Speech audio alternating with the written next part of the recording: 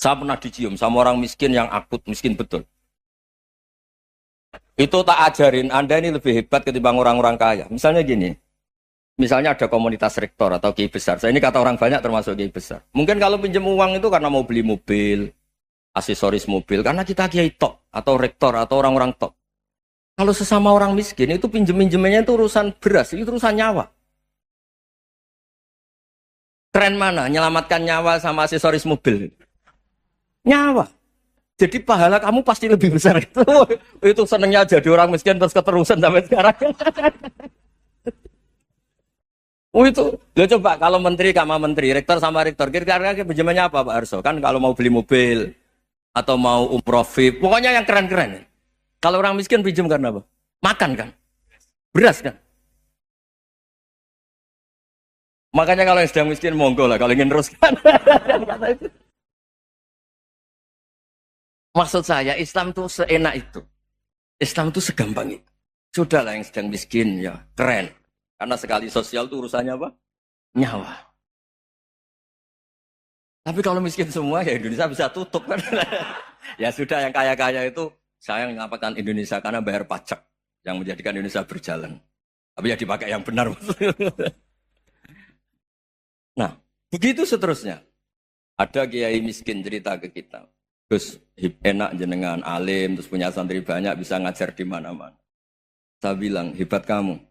Dia hidup di daerah tertinggal. Itu yang diajarkan kan hanya tauhid. Kan nggak mungkin desa tertinggal baca fikih perbandingan madhab. Kan nggak mungkin. Kalau angka-angka apa Fajar Pak Sadali kan nggak mungkin. Fikih perbandingan apa? Madhab. Menyorot madhab dunia. Gaya angka-angka itu kan nggak benar. Tapi pertanyaannya, yang menyelamatkan masuk surga itu tauhid apa perbandingan madhab? Tauhid. Ini hanya mengajarkan fardu kifayah sunat-sunat. Ini Anda mengajarkan fardu ain. Surganya dulu kamu. Oh terus senangnya jadi kayak gitu. Karena yang diajarkan apa? Tauhid. Sementara kita yang gaya-gaya ini. Ajarkan perbandingan apa? Madhab, studi banding ke Al-Azhar kemana-mana. Ini enggak, tauhid. Dari orang nyembah pohon jadi nyembah Allah Ta'ala. Keren enggak? Keren. Jadi terus kiai desa sama saya senangnya bukan karena tak bela. Tapi ada yang agak kurang ajar tanya saya. Kalau itu hebat kenapa Gus gak mau jadi kiai desa? Waduh. Wah ya repot kalau pertanyaan. Terus tak jawab, kalau saya jadi kiai desa, kamu ngangsu ilmu dari mana coba? Ya dari jenengan. Ya kalau sama gobloknya ada bisa. Ya sudah Gus aja yang jadi kiai besar. Maksud saya, ya sudahlah kita begini seperti yang saya ajarkan di sini, saya sarankan supaya orang itu tahu. Nah, ini namanya diroyah, apa? Makanya kata Imam Ghazali itu kalau kamu ingin sopan gampang melihat anak kecil, wa aqallu minni dzamban, dia dosanya lebih kecil. Karena masih kecil kan, tentu secara dosa enggak banyak. Kalau melihat orang yang tua, wa aktsaru minni ibadatan, dia tentu ibadahnya lebih banyak karena umurnya lebih banyak. Sehingga terus semua orang lain tuh di depan kita itu hebat. Ya semua orang lain sama misalnya Pak, ini rektor, Pak Fathul Wahid rektor, tanggung jawabnya lebih banyak, berarti pahalanya lebih banyak. Tapi sama, ketika melihat Nyon Sewu, melihat pegawainya yang secara lahir di bawahnya, ini tanggung jawabnya enggak banyak, pasti salahnya juga enggak. Itu yang diajarkan Rasulullah SAW, sehingga enak. Tapi kalau kita melihat orang lain selalu salahnya, itu pecundang. Allah saja tidak seperti itu kan, amal baik ya ada khairan, amal buruk ya ada saron, semuanya dilihat oleh Allah Subhanahu wa Ta'ala. Saya tuh punya teman Gus, agak beling, agak seenaknya. Dulu miskin. Wah itu seenaknya betul. Kayak kenal Tuhan sudah. Tak tanya, kenapa kamu seenaknya? 1 bulan tuh labanya bisa 200 juta sampai 500, sampai 1 miliar. Saya itu Gus, setelah duha itu perkembangannya bagus. Duha, salah duha itu. Saya pernah miskin kan kata apa? Ingka dari rezeki fisama apa? Wa ingka ana qalilan ya kalau fisama fa anzilhu terus wa ingka ana qalilan fakasirhu kalau sedikit perbanyak. Ini trennya sudah benar semua. Nah, wa ingka ana apa ya haroman fatahirhu kalau haram yang kau sucikan. Makanya saya seenaknya kalau qalilan sudah fakasiru paling trennya yang enggak benar juga fatahiru kata Mas. Dia yakin kalau yang enggak benar-benar sudah disucikan Allah karena yang lain-lain sudah Dari miskin sudah kaya, qalilan sudah fakasiru. Paling yang haroman juga sudah fatohiru gitu. Tak tanya, lah kamu kok tahu? Polanya sudah ada Gus, karena sang qalilan. Kamu sembrono sama Tuhan kok begitu kan? Tapi apapun itu seneng saya. Seneng saya sering salah teh, makanya saya mohon yang sekarang miskin sedang miskin itu ya ndak usah nyesal banget-banget. Kalau ingin kaya monggo lah, namanya orang juga ingin. Tapi Anda harus bangga. Sosial antar kalian adalah urusan nyawa dan itu pahalanya luar biasa. Supaya kita, nah yang kaya-kaya juga boleh GR lah karena pembayar pajak. Dan itu bisa menyelamatkan apa? Indonesia Raya. Begitu seterusnya. Itu yang diajarkan Nabi, antawadhu hatta la yabghiya ahadun ala ahadin. Kamu semua harus tawadhu sehingga antar kalian tidak saling tidak sopan, tidak saling liar, tidak saling mendolimi. Termasuk tadi sikap gak jelas tadi. Orang dolim yang sekarang dolim bisa saja tobat, yang sekarang soleh bisa saja nanti. Semuanya itu mungkin. Kita diajari ya muqallibal qulub tsabbit qalbi ala dini. Jadi keliru kalau kita dalam banyak hal harus tegas, gak mesti. Al halalu bayyinun wal haramu bayyinun. Tapi ada wa bainahuma umurun mustabihat. Ada yang wilayahnya itu abu-abu. Misalnya ada perempuan cantik misalnya, contoh paling gampang. Kalau kamu ajari secara serius, kamu bisa saja tergoda jadi fitnah. Jadi kalau orang soleh gak berani ngajarin, kemudian digunakan orang fasik, malah menjadi orang nakal, kita juga tanggung jawab. Kamu mau tegas gimana? Wilayahnya sama-sama mungkin. Wilayahnya sama-sama mungkin. Yang dekat pejabat mungkin terkontaminasi KKN. Tapi kalau pejabat gak dekati orang soleh, punya perilaku yang gak soleh, yang repot juga Indonesia kan? Nah hal-hal seperti itu kita tidak perlu ngambil sikap. Maksudnya nggak usah ngambil sikap, ya kita buktikan kalau milih satu madhab, kita buktikan semuanya lebih baik, semuanya lebih bermanfaat, semuanya lebih berperadaban. Karena nggak bisa dihindari wabena humai. Termasuk nyuwun sewu, saya mohon maaf sama mulai Pak Harso, Pak Lutfi sampai Pak Fathul Wahid. Saya ini termasuk kiai yang nggak suka dekat sama orang-orang top. Bukan karena hasud. Memang konstitusi kiai harus gitu lah, tamud dan na'inaika. Kenal orang lebih tinggi itu kan resiko. Misalnya saya kiai desa, mungkin punya keri tua sudah seneng, punya kijang tua sudah seneng. Gara-gara kenal Pak Wahid naik Camry, waduh kok saya kalah itu. Kenal orang itu kan resiko. Mungkin dosen-dosen sini kalau kenal saya di Rembang juga resiko. Di sini gak ada cium tangan, biasa dosen, wah gak enak jadi dosen. Jadi memang harus dibatasin. Sekiranya mungkin orang terus, karena latamud dan apa? Ainaika ilham. Kamu jangan sering melihat orang lain yang mungkin secara lahir dapat nikmat yang lebih tinggi timbang Anda. Kalau kamu nggak bisa ngelola hati Anda bisa hasut, Anda bisa dengki. Paling tidak Anda bisa ada syukur. Saya itu sering didolani pejabat. Juga sering melihat pejabat di TV-TV. Naik mobil aja ada yang naikkan. Bahkan kalau wudhu itu anduk aja ada yang bawa. Itu kalau yang nggak kuat, weh naik jadi pejabat. Ya makanya terus konstitusi kiai itu mengatur, sudahlah. Mata kamu itu kamu batasin. Jangan melihat sesuatu yang potensi ya. Potensi menjadikan Anda tidak apa? Syukur. Jadi saya mohon, ini memang konstitusi saya sebagai kiai. Jadi saya, tapi di hati saya tetap akrab. Saya doakan semua untuk UI, untuk semua orang Indonesia kita doakan. Kita ingin semuanya tambah baik, tambah. Tadi katanya mau naik kelas ya. Kalau naik kelas dari rumah saya niatkan mari mengkaji diroyah. Diroyah itu melogikakan riwayat. Jadi misalnya kita sering dengar Rasulullah SAW sering ngendikan kalian masuk surga itu bukan hanya berdasar amal, tapi berdasar anugerah Allah Subhanahu wa Ta'ala. Oke, kita sepakat amal kita, perilaku kita, ibadah kita andaikan dikompensasi dengan nikmat yang Allah berikan tentu tidak seimbang. Untuk membayar itu saja sudah lunas. Jadi Anda semua tidak berhak masuk apa? Surga. Sehingga di beberapa riwayat dijelaskan ada orang yang 500 tahun ibadah, nggak pernah maksiat. Ditanya sama Allah, kamu masuk surga karena apa? Karena ibadah saya ya Allah. Ya sudah, surga kamu 500 tahun saja, karena ibadah kamu 500 tahun. Ini cerita umur-umur orang dulu. Ya Allah katanya surga engkau ini selamanya. Ya kalau yang selamanya itu rahmatku, kalau amal kamu terbatas ya surganya sesuai amal kamu ya terbatas. Ya sudah ya Allah, berarti masuk saya surga saya ini karena fadl engkau, karena anugerah engkau. Itu namanya apa? Diroyah. Diroyah itu satu kajian analisis di mana kita percaya riwayat, tapi kemudian punya logika, punya diroyah. Ini penting supaya tauhid kita ini kuat. Jadi dulu ada orang yang sangat cerdas, namanya Jubair bin Mut'im. Dia saking cerdasnya, juga kaya, juga tokoh, dikirim sebagai delegasi pembebasan Asra Badrin, tawanan Badar. Kemudian pas datang ke Masjid Nabawi, Nabi delalah pas baca Wattur wa kitabim mastur. Sampai pada titik Nabi baca Am khuliqu min ghairi syai'in am humul khaliqun.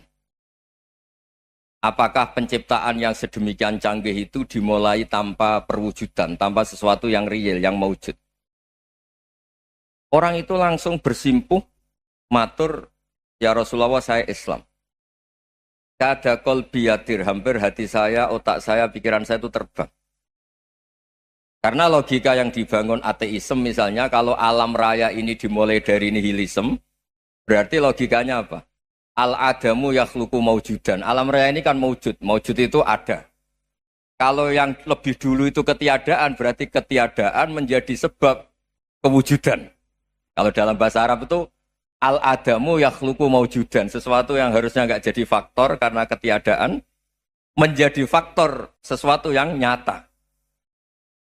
Itu kan nggak masuk akal. Ya, kalau alam raya ini ada al-adam sing yasbiku maujudan, berarti alam raya ini al-adamu yakhluqu maujudan, sesuatu yang tidak ada menciptakan yang ada. Dengan logika itu terus kita ngaji, diajari sama guru-guru kita, sifat dasar Allah itu maujud. Wallahu maujudun qadimun. Terus masuk. Yang harus distatuskan pertama dari Allah itu apa? Maujud, wujud. Karena dengan wujud ini layak menjadi penyebab adanya alam raya ini. Sehingga ketika kita menolak faham nihilisme atau ateisme, faham tanpa Tuhan, tanpa pencipta awal, kita punya diroyah. Bahwa tidak mungkin ketiadaan ini menjadi sebab perwujudan alam raya ini. Yaitu amkhuliku min ghairi syai'in. Masa alam raya ini diciptakan tanpa sebab yang nyata, yaitu wajibil wujud. Siapa itu? Allah Subhanahu wa ta'ala. Begitu juga menyangkut sholawat. Orang boleh beda pendapat tentang redaksi sholawat. Ada yang sholli ala Muhammad, ala Sayyidina Muhammad, Nabi Muhammad. Monggo lah masalah redaksi saja. Tapi setelah dianalisis, Nabi itu Pak Rektor, jadi Nabi setelah Nabi Isa saking dihormatinya sampai dituhankan. Juga jadi Nabi yang ada cerita masih hangat, orang Yahudi itu bunuh Nabi. Jadi yang satu mendudukkan Nabi sedemikian tinggi sampai kayak Tuhan, yang satu menjatuhkan Nabi sedemikian rendah sampai dibunuh. Kayak apa susahnya jadi Nabi Muhammad SAW. Kemudian dengan gampang Hadaddin agama ini bikin syariat yang bernama sholawat. Redaksinya monggo lah sesuai tradisi masing-masing. Allahumma sholli ala Muhammad, Allahumma sholli ala Sayyidina Muhammad, ala Nabiyina Muhammad, monggo lah. Tapi yang jelas redaksi ini kalau didiroyah dikaji, Allahumma itu Tuhan, Tuhan itu pemberi. Wa Muhammadun wa in jalla qadruh abdun min ibadi. Muhammad apapun tinggi derajatnya tetap berstatus hamba. Sehingga agama ini terjaga oleh syihotus sholawat. Agama ini terjaga oleh redaksi sholawat. Yaitu Allah tetap pemberi sebagai Tuhan yang enggak tersaingi, la syarikalah. Rasulullah Muhammad wa in jalla qadruh. Apapun prestasinya, bisa mi'raj, bisa apa saja, tetap seorang hamba yang butuh muhtajun ila rahmatih. Jika redaksi Allahumma sholli ala Muhammad ini mengukuhkan yang Tuhan tetap Tuhan, hamba pilihan tetap hamba pilihan. Tentu dengan redaksi ini kemudian kita mendudukkan Nabi benar-benar posisi terhormat. Yaitu orang yang paling berhak dapat askat tahiyat, mendapat penghormatan Allah paling tinggi, yaitu Rasulullah Muhammad SAW. Dan itu diulang-ulang oleh Allah. Subhanalladzi asra bi abdi. Status hamba ini diulang-ulang. Lagi-lagi ini bernama diroyah. Bernama apa? Contoh ketiga misalnya fihi ayatum bayinatum maqamu Ibrahim. Dulu orang Yahudi itu ada diskusi masif. Syaratnya Nabi itu mbah-mbahnya harus Nabi. Harus keturunan Nabi. Kemudian semua Nabi rata-rata di Palestina, di Syam. Lalu Muhammadnya asal-usulnya dari mana? Tahu-tahu orang Arab kok Nabi. Padahal orang Arab itu dulu jahiliyah. Walhasil terus diceritakan bukti Muhammad ini turunan Ibrahim adalah ada jejak kaki Nabi Ibrahim di dekat apa? Ka'bah. Fihi ayatum bayyinatum maqamu Ibrahim. Kalau Nabi Ibrahim pernah di Mekah, artinya beliau pernah meninggalkan turunan yang di Mekah. Yaitu bernama Nabiuna Muhammadun sallallahu alaihi wasallam. Itu disebut fihi ayatum bayyinatum maqamu Ibrahim. Nah, itu namanya diroya. Diroya itu satu perilaku keseharian kita beragama, kemudian tahu logikanya. Yang keempat misalnya, mangkana yu'minu billahi wal yaumil akhir fal yukrim apa? Jaro. Orang yang iman karena Allah dan Rasul, maka memuliakan tetangganya. Andai kan pakai hukum sosial, tentu kalau tetangga kita baik, kita baik. Kalau kurang baik, kok kurang penggawean kan gitu.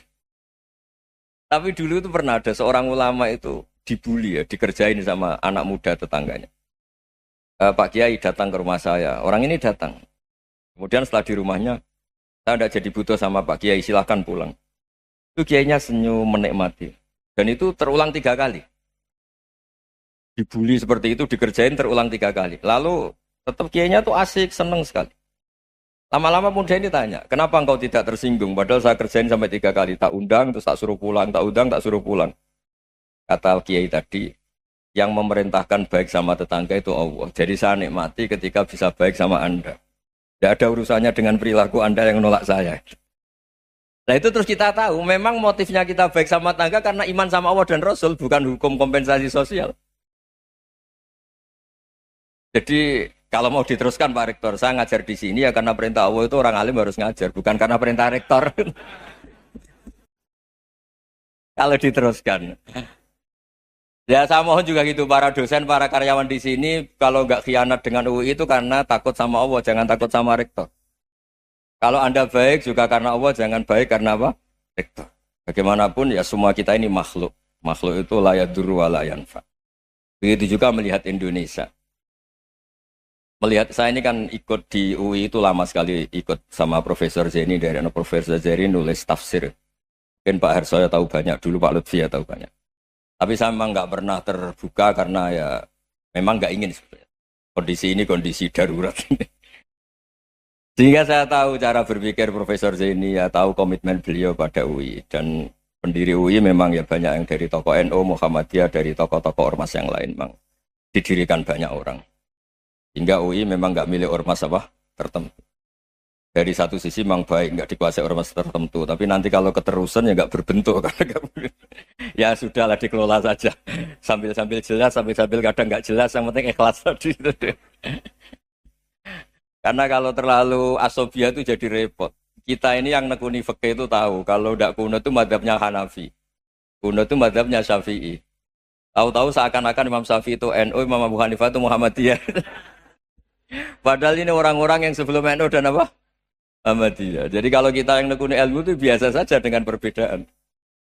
Tapi kalau orang-orang yang nggak siap dengan perbedaan itu sampai Allah disifati Ta'ala itu tidak terima. Padahal Ta'ala itu maknanya Maha Luhur, yang Maha Agung.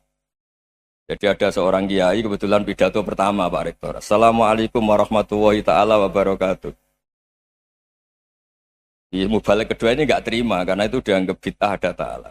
Hanya dia bilang Assalamualaikum warahmatullahi ta'ala wabarakatuh. Itu saking asobiahnya itu Allah ditambahi ta'ala itu tidak terima. Padahal ta'ala itu maknanya Maha Agung. Nah itu kan jadi repot kalau asobia gitu. Kalau kita ngadepi perbedaan itu biasa saja. Karena kita mungkin bacanya banyak, lihat hal-hal seperti itu ya. Berkuahnya nggak jelas itu menjadi orang tuh bijak. Ini sekarang nakal, jangan-jangan nanti jadi orang baik. Yang sekarang baik, jangan-jangan suatu saat jadi tidak baik. Semua orang introspeksi. Nggak ada jaminan kalau kita sekarang baik akan baik terus. Nggak ada jaminan kalau kita sekarang buruk akan buruk terus. Sehingga terus banyak kiai-kiai bijak itu memang lahirnya nggak tegas, tapi nggak tegas itu yang menjadikan bijak, karena sama-sama mungkin. Itu yang disebut laisa laka minal amri syai'un aw yatuba alaihi wa yu'adzibum, itu tidak wilayah kamu. Ketika Allah mengomentari orang munafik juga wa yu'adzibal munafiqina insya'a aw yatub. Bisa saja ada yang disiksa, bisa saja ada yang dikasih tobat. Karena pola yang kita analisis itu semuanya menurut kita, bukan menurut kemaslahatan orang apa. Saya punya sekian contoh cerita. Orang yang sowan kiai baik-baik, mungkin bawa gula atau salam tempel, tidak tahu lah. Itu tidak mesti jadi wali. Tapi kali Joko yang kenal Sunan Bonang, itu kenalnya itu karena ingin begal. Malah jadi wali. Tapi tidak usah dicoba. Umar itu nyari Nabi itu mau dibunuh. Tapi malah tobat jadi orang baik. Jadi ini penting ngaji ya, supaya tidak tegas itu, tidak jelas itu kadang baik. Nah termasuk saya juga termasuk dia yang milih tidak jelas. Saya sering gojlok ini, Fajar Hadili ini murid-murid saya sering saya gojlok. Kalau semua sistem pendidikan kayak kampus, kayak UII, kayak UIN semuanya, itu sistem yang bagus karena tertib, jam kuliahnya jelas, mata kuliahnya jelas. Kalau di pesantren itu Pak Arso itu gak tertib, tapi justru itu enak ketemu di jalan orang berani tanya. Nah ini kalau mbak-mbak misalnya menstruasi, mau belajar haid nunggu semester berapa baru tahu. Itu bisa sekian tahun gak sholat karena nunggu pelajarannya baru diterangkan. Mau haji juga gitu, nunggu mata pelajaran haji. Kalau nggak jamnya, nggak mau dosennya ngajarin. Ya, kalau kiai kan enggak, ketemu di jalan tanya, dijawab. Jam berapa juga dijawab. Artinya Indonesia itu berkah, ada sistem kampus yang tertib. Ya semoga termasuk tertib gajinya. Tapi tertib gajinya itu juga sebenarnya rugi. Saya sering ada pegawai negeri Gus, tolong doain saja di PNS enak jadi. Gajinya tetap. Kata saya nggak mau kalau gaji saya tetap. Kok bisa Gus? Enak tiap bulan mesti dapat gaji. Kalau tetap nggak naik-naik kata saya. Kalau kiai gajinya nggak tetap, tapi di atas yang tetap kata saya. Artinya Indonesia itu berkah. Kalau semuanya pakai sistem pendidikan setertib ini, orang mau tanya haid ya nunggu pelajaran haid. Bab haji ya nunggu pelajaran haji. Tapi kalau ketemu kiai itu enggak. Ya semuanya saya pernah di pasar, Gus. Mau tanya apa? Anak saya sih keluar darah terus gini-gini. Padahal biasanya haid hanya 7 hari gini-gini. Ya sudah kembalikan ke biasanya rudat kilal adat. Itu enggak usah sowan ke rumah. Juga enggak registrasi dulu, enggak daftar dulu. Ya ini enggak nyindir cerita saja. Supaya ini bukti koalisi beneran. Jadi saya yang kiai enggak tertib jam, koalisi sama yang tertib jam. Jadi kalau semuanya sistem kampus, nanti pertanyaan itu enggak bisa on time, enggak bisa setiap saat. Makanya Indonesia itu berkah. Kiai-kiai yang alim yang di jalan-jalan banyak. Juga kiai yang di kampus dokter-dokter fikih banyak. Yang nekuni ilmu umum ya banyak. Macam-macam. Itu masalah itu kalau saling mengadili itu baru masalah. Misalnya kiai ngeluh, enggak enak jadi kiai, enggak punya gaji tetap. Yang dosen ngeluh, enggak dicium tangannya. Karena memang unik Indonesia itu. Kalau guru fikih kok dosen itu tetap nggak dicium tangannya. Karena pikirannya anak-anak itu wong sudah bayar disuruh nyium. Itu kayak di alam sadar tuh gitu. Kalau kiai itu kan anak-anak nggak bayar itu. Ya opanya cium tangan itu. Makanya kalau kiai-kiai tidak keramat bisa mati karena dicium tangannya doang itu bisa mati itu kiainya. Ya ini cerita. Supaya saling menghormati, saling. Nah dulu itu perbedaan itu urusan sudut pandang. Ya saya ulang lagi, perbedaan itu sudut. Allah yang Tuhan saja sering didebat sama nabi-nabinya. Karena urusan sudut pandang apa? Saya beri contoh ya. Suatu saat Khalilur Rahman Ibrahim itu saatnya meninggal sama Allah, Israel disuruh. Israel itu Ibrahim saatnya meninggal, ambil nyawanya. Setelah datang ke Ibrahim, ya Khalilur Rahman Ibrahim, saya disuruh nyabut nyawa Anda. Itu Israel dipaksa mikir sama Ibrahim. Hal ra'aita khalilan yumitu khalilah. Kamu tahu orang yang mencintai kemudian bunuh yang dicintai. Itu logika agak benar. Akhirnya Israel kan gak biasa debat. Kan gak dilatih debat. Gak pernah ikut lomba UI debat ilmiah. Dia taunya nyambut nyawa aja. Kembali ke Allah. Ya Allah, kata Ibrahim, hal ra'aita khalilan yumitu khalilah. Masa kekasih bunuh yang dicintai ya. Tapi kata Allah santai. Bilang ke Ibrahim, hal ra'aita habiban yakrahu ayyalqa habibah. Masa katanya dia cinta saya kemudian ketemu saya tidak berani. Israel mater lagi. Logikanya gini Ibrahim, masa yang dicintai sama yang ketemu yang dicintai enggak berani. Ya udah ketemu aja. Satunya yang meninggal itu. Artinya kamu bisa saja GR tidak mati-mati karena merasa dicintai. Atau ingin mati karena mencintai. Nah, maksud saya, hal-hal seperti ini orang UI pasti gak jelas. Katanya cinta Allah suruh mati ya nggak mau. Gak jelas kan? Dibilang gak cinta juga gak mau. Tapi dibilang cinta kalau ukurannya mati juga gak mau. Nah, tapi dalam banyak hal gak jelas itu penting, Pak Rektor. Penting sekali. Buatan Buyan, saya beri contoh sekian ilmiah, gak jelas itu penting. Rasulullah Shallallahu Alaihi Wasallam itu dalam banyak hal itu disuruh Allah, memang disuruh supaya ngambil sikap seperti itu. Karena Allah itu punya otoritas penuh untuk bikin orang itu baik atau tidak baik. Wahsy itu yang membunuh Sayyid Hamzah, orang paling dicintai Nabi di antara yang dicintai Nabi. Qatalahu Wahsyun, dibunuh oleh Wahsy. Nabi secara basarnya itu nggak suka sama Wahsy. Sampai cara lahir ya ingin corong Jawa ingin masuk nol. Tapi apa kata Allah? Laisa laka minal amri syai'un aw yatuba alaihim aw yu'adziba. Itu tidak wilayah kamu Muhammad. Malah Wahsy dikasih tobat sama Allah. Khalid bin Walid. Itu perang Uhud kalah itu karena ide brilian Khalid bin Walid. Pas itu masih panglima kafir. Yaitu pura-pura kalah, ghanimah dilepas, sahabat turun, pasukannya naik, walhasil orang Islam kalah. Khalid bin Walid akhirnya juga masuk Islam. Orang yang secara basariah Nabi itu gak siap.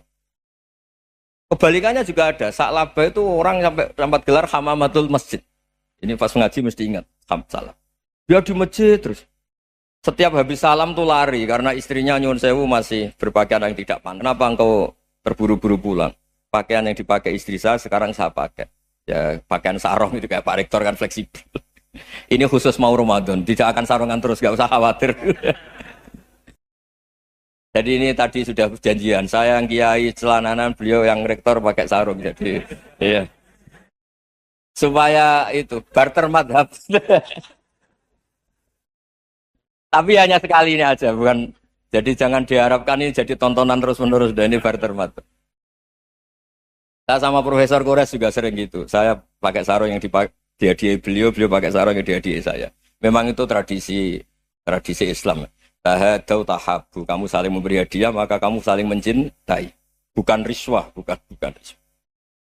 Walhasil terus Sa'labah ini buat saya didoakan Nabi supaya saya kaya, supaya tidak sering ganti-ganti pakaian seperti ini sama istri saya. Jangan-jangan kamu miskin itu lebih baik, ngotot minta didoakan. Didoain Nabi kaya terus lama-lama ninggal sholat, ninggal jamaah. Itu Allah belum tersinggung. Yang mulai Allah tersinggung itu kan saya sering fatwa di mana-mana, sering memberi saran. Mumpung kamu miskin itu sering sedekah. Karena kalau sudah kaya itu tidak bisa. Saya memberi analogi gini. Kalau saya masih santri miskin, punya uang 100.000. Diminta guru saya 50 tak kasihkan. Padahal itu 50%. Punya 2 kambing kurus. Diminta guru saya 1 pasti tak kasihkan. Padahal itu 50%. Jadi kalau punya sapi Brahman atau sapi limusin yang harganya itu 100 juta. Punya 2. Diminta 1 boleh enggak? Enggak boleh. Saya punya motor butut 2, diminta teman saya 1 boleh. Tapi kalau Davidson Harley itu nggak boleh. Nah, walhasil itu kalau kita miskin, misalnya kita zaman kuliah atau zaman mondok atau zaman apa saja, punya uang 100.000, nartik temannya sampai 50.000 kan biasa. Tapi setelah 1 miliar, berani nggak kamu kasihkan 500 juta? Sama-sama 50%. Enggak kan? Nah, Sa'labah gitu, ketika zakat masih per 40 kambing, 1 kambing, itu sebenarnya kan masih ringan. 41, 82. Kambingnya itu sudah mabenal jabalen. Barang dihitung zakat karena sudah ribuan, jumlahnya sampai 400 kambing. Banyak lah pokoknya. Terus kata Sa'labah, ini pemerasan. Karena jumlahnya besar. Allah tersinggung karena nabinya dianggap narik zakat itu dianggap khorot, dianggap pemeras. Allah tersinggung kemudian fa'aqobahum nifakon fi qulubihim ila yaumil. Dia ditakdir munafik. Semenjak itu terus tadi kembali gak jelas tadi. Jadi kalau makanya itu pakar-pakar akhlak ya, pakar-pakar etika peradaban. Itu tertampar betul ketika Nabi urusan ilmu itu mengabaikan itu kalau sudah urusan ilmu. Misalnya begini, ada urusan ilmu, ada mbak-mbak cantik atau ibu-ibu cantik. Itu dalam Islam itu diajarkan jangan sopan-sopan banget. Kata Nabi, karena kekuatan ilmu itu di atas kekuatan akhlak, di atas kekuatan adab. Ya nisa an-nabi lastunna ka ahadim minan nisa. Ini taqaitunna fala takhdu'na bil qaul. Fayatma alladzi fi qalbihi maradun. Misalnya ada mbak-mbak cantik, menarik, kemudian sopan misalnya sama Pak Fajarin sama dosen-dosen. Monggo binara. Wah itu bahaya pikirannya kemana-mana. Ya. Orang yang imannya pas-pasan, wih berarti mau. Maksud saya kalau cantik, menarik ketemu di jalan biarin aja dosennya mau kemana biarin aja. Gak usah dihormatin. Kalau dihormatin, Pak mau kemana sadarian mau bisa bahaya ya. Nah, biarin aja. Kalau tanya, Dek ini alamatnya mana? Cari sendiri Pak. Karena hanya dengan cara itu si Pak dosen ini gak kepikiran. Gak ada orang suka orang kedus itu gak akan. Tinggal sudah cantik, sopan. Wah bisa pikirannya macam-macam. Itu ilmu. Fala takhdu'na bil qaul. Kamu jangan terlalu lirih kalau ngomong. Fayatma alladzi fi qalbi maradun. Orang yang pikirannya masih kotor pasti berpikir yang negatif. Anda mungkin demi sopan sama dosen Anda. Tapi sejauh mana dosen Anda juga berpikir positif. Itu kan uji iman sama uji nyali. Nah, sama pejabat yang sopan sama kiai mungkin punya Alphard, punya Robicon, punya terus bawa uang banyak. Terus sama kiai cium tangan hormat. Jangan-jangan kiainya yang pikirannya macam-macam. Ini berarti bisa jadi muhibbin potensial misalnya. Nah, saya ini termasuk kiai yang pengagum ilmu. Sehingga saya sama orang yang medit, yang kikir sama saya itu saya senangnya bukan main. Kenapa? Karena kalau orang medit itu gak berhak. Kalau orang lomo 1 juta minta surga, 2 juta ya minta apa? Surga. Gus, salam template. 200.000 aja kadang minta surga. Tapi kalau yang kikir-kikir ya sudah salaman tok sudah. Gak minta apa-apa kan dia tahu diri, gak bayar kok minta. Maksud saya Islam itu luas, dinikmati saja Pak. Dinikmati saja. Nah itu diroya, maksudnya itu diroya. Diroya itu kamu tahu aturan Islam itu kamu harus yakin khairihi wa syarrihi minallah. Semua itu ujian, tapi kemudian dikaji. Makanya saya ini termasuk pengagum Imam Syafi'i. Imam Syafi'i itu dikasih tahu. Ada orang yang di depan engkau cium tangan hormat tuh di luar ngomong-ngomong, ngata-ngatain Anda. Imam Syafi'i tertawa-tawa sewenang. Loh, ada ini dikata-katain di luar kok. Kok tidak kamu anggap munafik malah tertawa. Berarti saya wibawa, di depan saya nggak berani. Dianggap enteng saja. Dibilangin, sebagian orang kampung sini nggak suka sama engkau. Baguslah, tidak akan pinjam uang sama saya. Di mana-mana orang pinjam minta tolong tuh karena seneng. Kalau benci kan enggak. Intinya dianggap enteng saja. Yang terjadi di dunia itu semuanya dianggap enteng saja. Man asa ilaika faqat atlakoka. Yang berburuk sama kamu itu membebaskan kamu. Coba kalau akrab, titip. Ya misalnya akrab sama Pak Fajar. Bilangkan ke Pak Rektor, sangkat atau jadi guru tetap atau apa kan ribet. Kalau tidak cocok kan nggak minta apa-apa. Makanya hati-hati Pak Rektor sama yang akrab-akrab itu. Itu dulu saya juga nggak paham. Di antara wasiat Bapak yang sering diulang-ulang tuh itu. Suatu saat kamu jadi kiai, ngelola orang nggak seneng tuh gampang. Sudah, situ orang lain. Tapi kalau ngelola orang nggak orang seneng tuh repot. Mintanya aneh-aneh. 100.000 aja minta surga.